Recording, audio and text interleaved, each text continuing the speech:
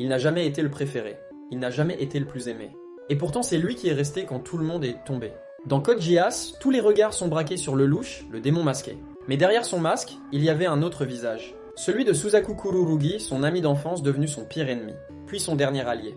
Un chevalier blanc rongé par la honte, un idéaliste qui voulait sauver le monde en vendant son âme. Et si au fond, Suzaku n'était pas un traître, mais le seul qui ait eu le courage de faire ce que Lelouch n'a jamais osé, changer le monde de l'intérieur.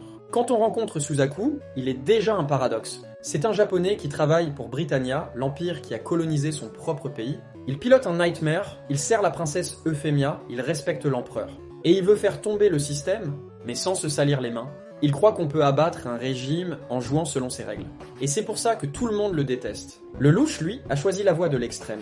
La terre brûlée, la vengeance, mais Suzaku, il veut réformer sans détruire. Il veut la paix sans la guerre, la justice sans le sang. Et c'est précisément ce rêve absurde, cette naïveté radicale, qui le rend plus dangereux que Lelouch. Mais pour comprendre Suzaku, il faut retourner avant l'histoire, avant Britannia, avant Zero, avant même Euphemia. Suzaku est le fils de Genbu Kururugi, le dernier premier ministre du Japon libre.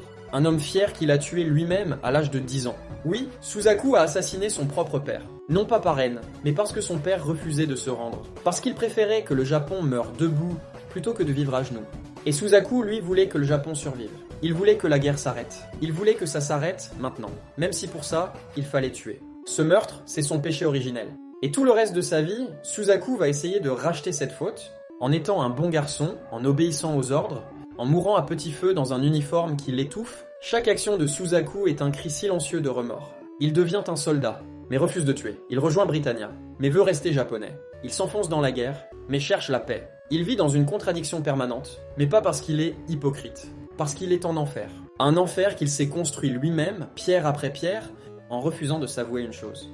Il ne croit plus en la justice. Il ne croit plus que le monde peut changer. Mais il se bat, quand même, comme un automate, comme une punition. Parce que s'il meurt au combat, alors peut-être, on lui pardonnera d'avoir tué son père. On lui pardonnera d'avoir aimé Euphemia. Mais le monde, lui, ne pardonne rien.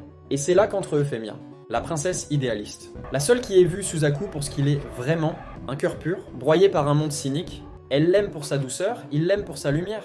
Mais cette lumière, elle aussi, sera détruite. Tu connais la scène, Lelouch, le Geass qui dérape, et Euphemia qui devient l'ange exterminateur des Japonais. Suzaku la regarde tuer. Il la supplie, il hurle, et quand elle tombe, il arrive trop tard. Encore une fois.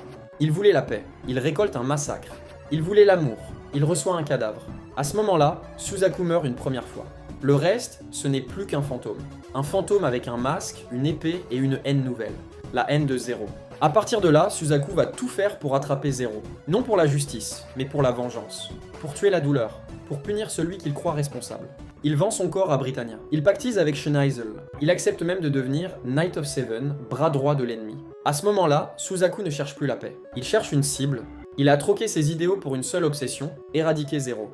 Mais le plus ironique, c'est que derrière le masque de Zero, c'est Lelouch, son ami, son frère de cœur, son miroir inversé. Quand Suzaku découvre que Zero est Lelouch, c'est pas de la surprise, c'est une trahison existentielle. Zero, c'était l'ennemi, le démon.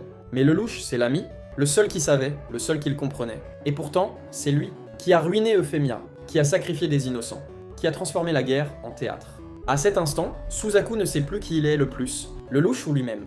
Mais il prend une décision. Il ne sera plus spectateur. Il ne sera plus un pion.